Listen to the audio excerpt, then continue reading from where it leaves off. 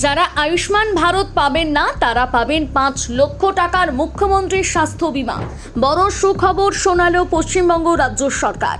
যে কোনো record card থাকলেও মিলবে এই স্বাস্থ্য বীমা। কিন্তু কি এই মুখ্যমন্ত্রীর স্বাস্থ্য বীমা কারা পাবেন, কিভাবে বা মিলবে এটি, চলুন জেনে নেওয়া যাক এক এক করে। ইতিমধ্যে রাজ্য জুড়ে অনলাইন এবং অফলাইন দুই পদ্ধতিতেই শুরু হয়েছে আয়ুষ্মান ভারত যোজনার আবেদন। কিন্তু সাধারণ মানুষের মনে একটা বড় প্রশ্ন ছিল, আর সেটা হলো যাদের নাম আয়ুষ্মান ভারত প্রকল্পে থাকবে না তাদের কি হবে। আর এবারে এই প্রশ্নের উত্তর দিলেন মুখ্যমন্ত্রী শুভেন্দু অধিকারী।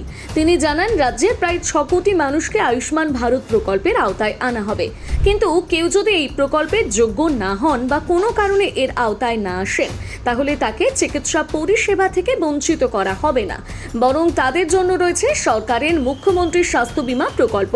এই প্রকল্পের অধীনে 5 লক্ষ টাকা পর্যন্ত স্বাস্থ্য বীমার সুবিধা দেওয়া হবে। এর অর্থ কি?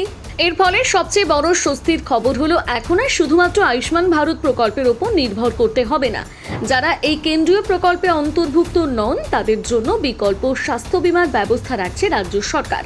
অর্থাৎ সরকারের দাবি অনুযায়ী যোগ্য কোনো মানুষ যাতে চিকিৎসার অভাবে সমস্যায় না পড়েন সেই দিকেই গুরুত্ব দেওয়া হচ্ছে।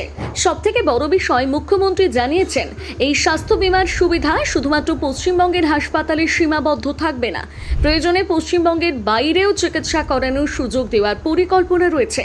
অর্থাৎ ভবিষ্যতে দেশের অন্যান্য রাজ্যের নির্দিষ্ট হাসপাতালেও এই সুবিধা ব্যবহার করা যেতে পারে, এমন ইঙ্গিত দিয়েছেন তিনি। যদিও এর বিস্তারিত নিয়ম এবং হাসপাতালের তালিকা সরকার পরে প্রকাশ করবে। এই প্রকল্পে কিভাবে আবেদন করতে হবে, কবে থেকে আবেদন শুরু হবে, কারা যোগ্য হবেন, এসব বিষয় এখনো বিস্তারিত সরকারি নির্দেশিকা প্রকাশিত হয়নি। সেগুলো প্রকাশ হলে পরিষ্কার ছবি সামনে আসবে। অর্থাৎ একদিকে আয়ুষ্মান ভারত, অন্যদিকে মুখ্যমন্ত্রীর স্বাস্থ্য বীমা। এই দুই প্রকল্পের মধ্যে আপনি কোনটি নিয়ে বেশি উৎসাহিত? জানাতে ভুলবেন না আপনার মতামত কমেন্ট করে।